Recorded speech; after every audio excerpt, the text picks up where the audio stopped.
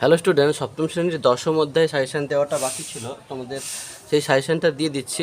দশম অধ্যায় মানে আসন্ন মান থেকে বিশেষ কিছু বেশি পরিমাণ অঙ্ক করতে হবে না। মোটামুটি 1, 2, 3, 1, 2, 3 এই তিনটে অঙ্ক তোমরা ভালো করে করবে এবং বুঝে করবে। বারবার বলি বুঝে না করলে সমস্যা হবে।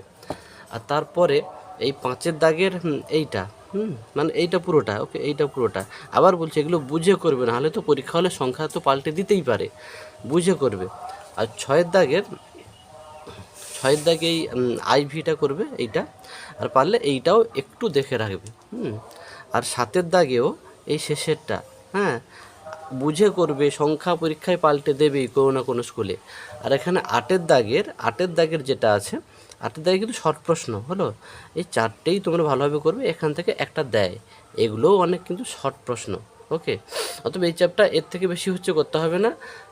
মোটামুটি এগুলো করলেই তোমরা পেয়ে যাবে। তবে বারবার বলছি, সাজেশন মানে অনেকে শুধু দাগানোগুলোই করে যাবে।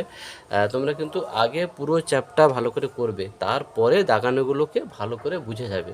হয় ওগুলোই আসবে, নয় একটু সংখ্যা হয়তো পাল্টে দেবে, এর বাইরে আসবেই না। ওকে।